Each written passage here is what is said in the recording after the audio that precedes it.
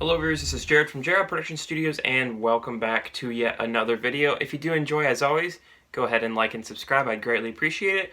Without further ado, let's go ahead and talk about the elephant in the room today. Now that is of course the fact that the Winter 2021 set images have been released, and I feel like there's going to be a lot of different opinions surrounding these sets, and the way they're being received is quite surprising to me.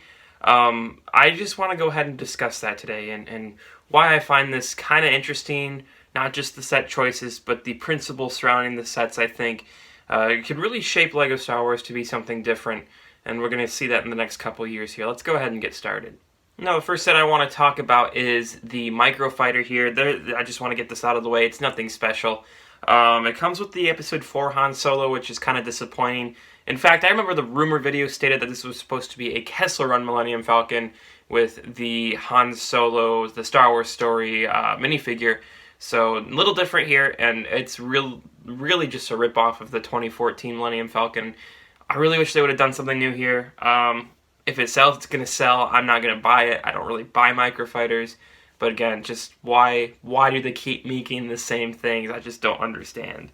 And now let's get into the actual sets that most people here would consider buying or maybe not consider buying. And if you remember, I started a movement when we first heard about the sets being made, and I don't know if you can read this, but it says "Make Lego Great Again." I started the "Make Lego Great Again" movement because LEGO has just decided to go off the rails and not produce any sets that actually sell well, and that pertains generally to the Clone Wars. Now that's what I find interesting, is that what people were so upset about with these sets just a matter of a couple months ago, the moment they see them on a box art, suddenly they really like them. And that's just interesting to me because it shows LEGO, first of all, is doing a very good job advertising, even when people don't necessarily like the set ideas or only making certain types of sets over and over and over again. But it's also interesting just to see how people's opinions can change so fast just based on a few images. Now, I will give it credit. We're going to go ahead and talk about the X-Wing first. Now, this one for $50 is very, in my opinion, surprising. I actually do like the set, and I think it is an excellent idea. Now, this is why we're going to discuss principle over the set. And the principle is that LEGO is going to stop making sets that are really expensive. I mean, you don't want to pay $80, $90 for an X-Wing, even if it has some really good design. But as you can see in this set image, it looks pretty good. I mean, it still looks like it really captures what you'd want in an X-Wing, and it has the same features from the last one that was, again, $80. But for $30 cheaper, and obviously Walmart tends to sell their sets for a little cheaper, so you could find this as cheap as $40, which is absolutely insane to me. The inclusion of the minifigures there, I think, are pretty good. I think it's fairly generous to give 4 minifigures, the same number of minifigures we got with the $80 set.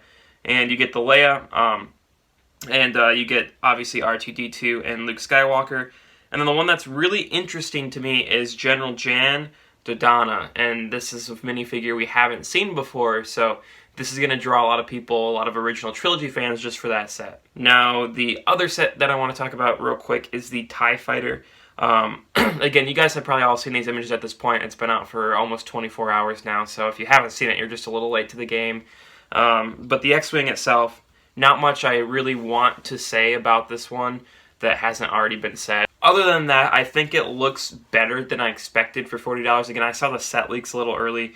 The minifigures aren't insane, in my opinion. I think they're pretty average. I still don't like that Stormtrooper whatsoever.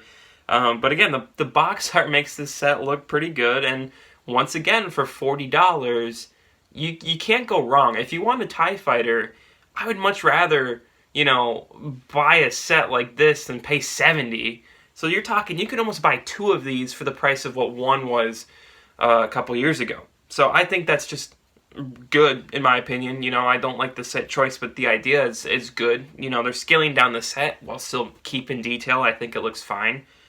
And then the last set we already discussed was the Mandalorian set. Not a whole lot I can say about that one. I did a whole separate video. My opinions are great on that set. I really enjoyed that, even though it has a few drawbacks. I think it's an awesome set.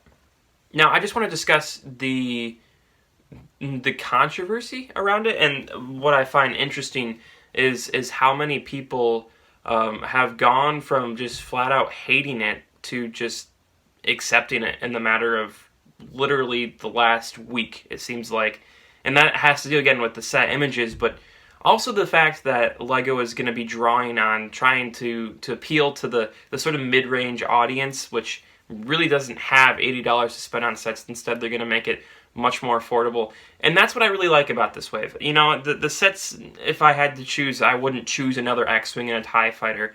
But I really do like the idea here. I really do like them going back to what built the community out of the last 10 years, and that is just engaging a wide range of people and drawing everyone into a set. You know, it's almost like it's a MIDI skill set. It's not perfectly accurate. It's not tiny either. It's this happy middle, and I like that. Now, what I think this has the potential to do is if LEGO does happen to listen and they do happen to start making more Clone Wars or Mandalorian sets outside of just specific eras, I think this has the potential to really go back to some of the eras people really longed for. And, you know, a lot of people just, the early 2010s was their golden age for sets, and that's because you didn't have to pay $90 for an X-Wing or a TIE Fighter.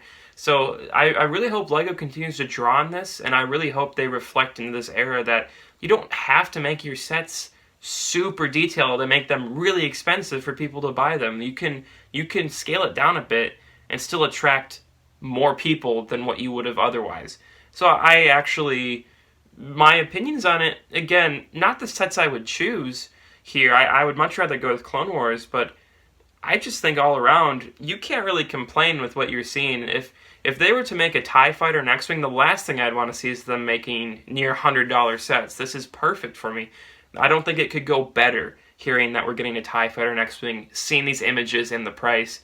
All around, my opinions are, again, positive on the idea, not so positive on the set. The X-Wing I do like. I will give it that. The X-Wing is awesome. I probably will end up picking that one up. If this came in union with some other sets, some Clone Wars sets, I think this would be the best wave we had seen in a long time, because the sets themselves are actually pretty decent, but it's just disappointing to see that they're not releasing many sets. We're only getting 4 this wave, 3 actual play scale. So I would really like for them to release more sets in the future than just 3 in a single wave. You know, it seems kind of light to me, and I know they're spreading the wave out throughout the spring, but yeah, all around for what we're getting, I think you can't really complain. Even if you don't like the set choice, it's still okay to me, in my opinion, and just what the direction they're taking this whole thing. So I hope they keep that up. Go ahead and let me know what your comments are down below, what your general thoughts on it, and do you agree with me? Do we still need to hashtag make LEGO great again, or do you think they're heading the route that we want them to, and that is making sets affordable again? Maybe we should change it from make LEGO great again to make LEGO affordable again. So those are just my general opinions surrounding the new release. So go ahead and let me know what you think down below. As always, go ahead and like and subscribe, and have a great day.